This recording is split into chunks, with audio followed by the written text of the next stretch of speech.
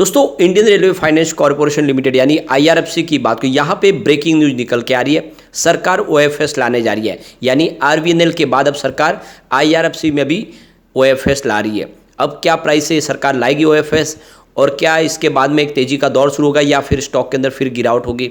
वैसे तो देखें तो जो ओएफएस था वो आरवीएनएल का पूरा सक्सेस हुआ और उससे कोई गिरावट भी नहीं हुई। क्या वैसे ही यहाँ पर भी संभावना बनेगी? क्या स्टॉक और दौड़ेगा? जानने की कोशिश करेंगे इस वीडियो के माध्यम से। इसके अलावा एक बहुत बड़ी गुड न्यूज़ निकल के आ रही है। सरकार ने 32,000 करोड़ का एक बड़े रेलवे प्रोजेक्ट का ऐलान कर दिया है, यानी आने वाले समय में आईआरएफसी का अब रोल बढ़ता हुआ दिखाई देगा। और आरवीएनएल की बात करें तो ओएफएस आ चुका है, रिजल्ट भी आ चुका है, और उसके बाद में स्टॉक थोड़ा सा कंसोलिडेशन मोड में, लेकिन जल्दी यहाँ पे एक ज़बरदस्त तेजी बन रहेगी। जैसे कि सरकार लगातार बहुत सारा पैसा खर्च करी है रेलवे के लिए, ये आने वाले समय इन सेक्टर के शेयरों को बहुत तेज़ी से ऊपर लेके जा सकते हैं। तो यहाँ पे बहुत सारी बातें जिनको एक एक करके डिस्कस करेंगे और जानने की कोशिश करेंगे क्या यही मौका है जब इन स्टॉक के अंदर दाव लगाया जाए। लेकिन फ्रेंड, उससे पहले अगर आप पहली बार हमारे चैनल पे आए तो चैनल को सब्सक्राइब कर दीजिए, एक बेल आइकॉन दबा दीजिए ताकि जब भी नया वीडियो बने पहला नोटिफिकेशन आपको मिले। वीडियो पसंद आए तो लाइक से जरूर कीजिए। चलो फ्रेंड्स, वीडियो स्टार्ट करते हैं। मैं हूँ आपका दोस्त एसबी दवे और हमारे अपने चैनल ऑनलाइन कमाई में आपका बहुत बहुत स्वागत है। सबसे पहले अगर हम बाजार की बात करें तो आज बीएसई सेंसेक्स में हमने 65,539 के स्तर पे 137 पॉइंट की तेजी देखी क्लोजिंग के समय, यानी 0.21% की तेजी थी। लेकिन आप देख दो कि सुबह बाजार में शुरुआत तो गिरावट के साथ हुई थी और इसके पीछे वजह थी बैंकिंग शेयरों में भारी गिरावट। आईटी सेक्टर ने बाजार को संभाला और अंत में क्लोजिंग पॉजिटिव रही है, ये बाजार के लिए अच्छी खबर है। और निचले लेवल से देख दो 500 पॉइंट की रिकवरी देखने को मिली है आज। आईआरएफसी की बात करें, स्टॉक की शुरुआत 50.90 पर हुई, शुरुआत पॉजिटिव हुई। क्लोजिंग देखो परसों की 50.85 के आसपास थी। इंट्राडे में 50.40 का लो भी बना, यानी स्टॉक आप देख सकते हो नीचे की तरफ गया, और जो हाई है वो 52.70 का। काफ़ी अच्छी खरीदारी के दम पे स्टॉक आज फिर से एक नई हाई बना दी, यानी बहुत समय के बाद स्टॉक ने 52.70 का नया लेटेस्ट हाई बनाई है। और इसके बीच में कुछ दबाव भी देखने को मिला, अंत में 50.95 के आसपास क्लोजिंग रही 0.20% की तेज़ी के साथ। तो जैसे कि दोपहर के बाद आप देखें तो 2 बजे के बाद में खबर निकल कर आई कि सरकार ओएफएस लाने जा रही है, और उस खबर के बाद में यहाँ पे कुछ दबाव देखने को मिला, तेज़ी नहीं बनी। आप देख सकते हो इससे तेज़ी जो बनी वो सुबह सुबह बनी थी, उसके बाद में इस न्यूज़ के बाद तो तेज़ी नहीं बनी है।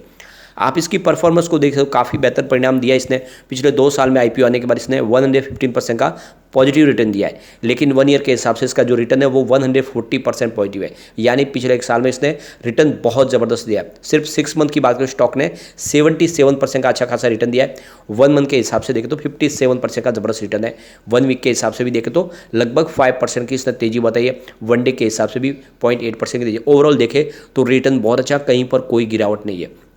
अब यहाँ पे जो खबर निकल के आ रही है कि सरकार 11.36% की जो एक्स्ट्रा उनकी स्टेक है वो बेचने की प्लानिंग कर रही है, और इसके पीछे वजह यह है कि जो होल्डिंग है आईआरएफसी में सरकार की वो 86.36% की है, और सेबी के रूल्स के तहत इसको 75% पे लाना होगा। इससे ज़्यादा प्रमोटर अपनी होल्डिंग को नहीं रख सकते किसी भी पब्लिक लिस्टेड कंपनी में, और 5 साल के अंदर उस होल्डिंग को कम करना होता है आईपीओ की लिस्टिंग के बाद।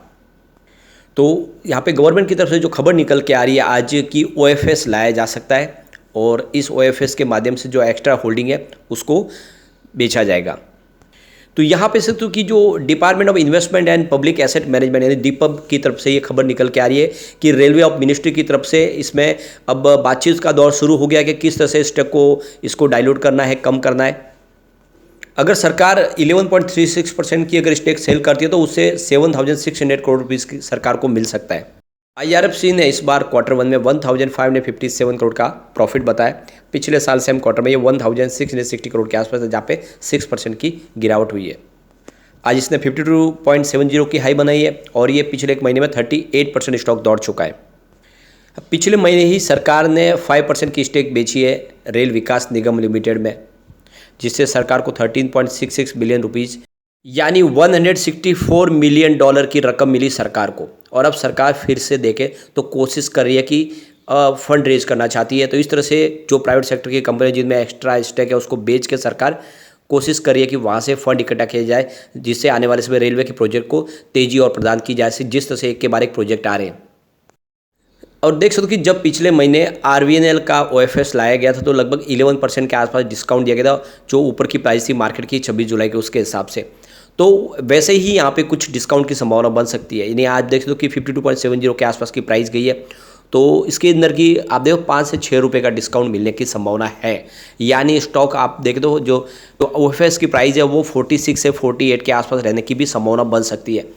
उसके आसपास ही OFS आ सकता है, क्योंकि जो प्राइस है उसे डिस्काउंट में ही कम से कम लाना पड़ेगा। इस समय आप देख सकते हो कि जो प्राइस है वो ऊपर ही तो 50 रुपीज़ के आसपास है, तो जो OFS लाया जाएगा वो 46 से 48 के बीच में लाया जा सकता है। इसके अलावा IRFC ने तो 27 जुलाई को ही एक MOU साइन किया है RITES के साथ में। दोनों मिलकर म्यूचुअल प्रोजेक्ट ढूंढेंगे जिससे दोनों का कारोबार तेजी से आगे बढ़ेगा। तो कोशिश जारी है, IRFC का बिजनेस बढ़ रहा है और इस बार रिजल्ट में भी हमें वो दिखा है। तो ये जो सारी बातें साबित कर रही है कि IRFC में अच्छा मौका है, और OFS आने के बाद जिस तरह से RVNL में भी लोगों को फायदा हुआ, यहाँ पर भी डेफिनेटली फायदा होगा।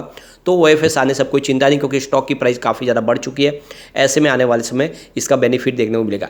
अब यहाँ पर एक बहुत बड़ी गुड न्यूज़ निकल के आ रही है। सरकार की तरफ से 32,500 करोड़ के 7 इंडियन रेलवे प्रोजेक्ट नए लॉन्च किए जा रहे हैं, नए प्रोजेक्ट लाए जा रहे हैं। यानी एक बहुत बड़ा अमाउंट यहाँ पे सैंक्शन किया गया सरकार की तरफ से। तो देख दो कि कैबिनेट ने करीब 32,500 करोड़ के 7 रेल प्रोजेक्ट यहाँ पे अप्रूव कर लिए हैं। और देख दो कि इंडियन रेल की जो कनेक्टिविटी है वो 2339 किलोमीटर और बढ़ जाएगी, और इस इन्वेस्टमेंट के माध्यम से 35 डिस्ट्रिक्ट को जोड़ा जाएगा। तो ये जो बड़ी अमाउंट सैंक्शन की गई, इसके माध्यम से 35 डिस्ट्रिक्ट के अंदर एक कामकाज आपको बढ़ता हुआ दिखाई देगा रेलवेज का, जहाँ पे आंध्र प्रदेश, बिहार, गुजरात, झारखंड, महाराष्ट्र, ओडिशा, तेलंगाना, उत्तर प्रदेश और वेस्ट बंगाल में जो रेलवे कनेक्टिविटी से दूर रह गए, वंचित रह गए डिस्ट्रिक्ट, उसको जोड़ा जाएगा। और जहाँ पे रेलवे ट्रैक सिंगल है उसको डबल किया जाएगा, सारी मॉडर्न टेक्नोलॉजी से लेस किया जाएगा। यानी ये बहुत बड़ी अमाउंट यहाँ पे इस बार सरकार ने पास की है। जो पिछले जो प्रोजेक्ट है उनसे सबसे बड़ा ये प्रोजेक्ट है, और ऐसे में आप समझ सकते हो इस सेक्टर में एक ज़बरदस्त तेजी का दौर शुरू होगा। और इससे संबंधित कंपनियां चाहे IRFC हो या RVNL, सबको बहुत ज़्यादा फायदा होने वाला है। ऐसे में एक लॉन्ग टर्म का नजरिया, लेकिन निवेश का बिल्कुल सही मौका है, क्योंकि सरकार यहाँ पे रुकने वाली नहीं है। लगातार प्रोजेक्ट है जो यहाँ पे सैंक्शन किए जा रहे हैं।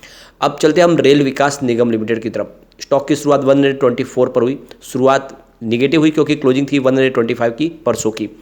इंट्राडे में 124 का ही लो बना, लेकिन जो हाई है वो 126 का है। यानी स्टॉक ने अच्छी तेजी भी बताई। स्टॉक 127 के आसपास जाके नीचे आया। 124 के आसपास क्लोजिंग रही, जहाँ पे 0.68% की मामूली सी गिरावट देखने को मिली। आप इसकी परफॉर्मेंस को देख सकते हो। 8 अगस्त को स्टॉक 123 के आसपास था, 1% की गिरावट हुई थी। 9 अगस्त की बात करें, स्टॉक 127 के आसपास चला गया 2.6% की शानदार तेजी के साथ। 10 अगस्त को स्टॉक 126 के आसपास था, 0.4% की गिरावट हुई। और 11 अगस्त को भी स्टॉक 126 के आसपास था, 0.4% की मामूली गिरावट हुई। और 14 अगस्त को देखें तो 125 के आसपास स्टॉक था, 0.7% की गिरावट थी। तो मामूली सी गिरावट बनी हुई है, क्योंकि एक OFS आने के बाद स्टॉक इस समय कंसोलिडेशन मोड में एक जल्दी से एक बड़ी तेजी के लिए तैयार हो रहा है। इसने बहुत ज़बरदस्त तेजी ऑलरेडी बताई है, आप ये देख ही सकते हो।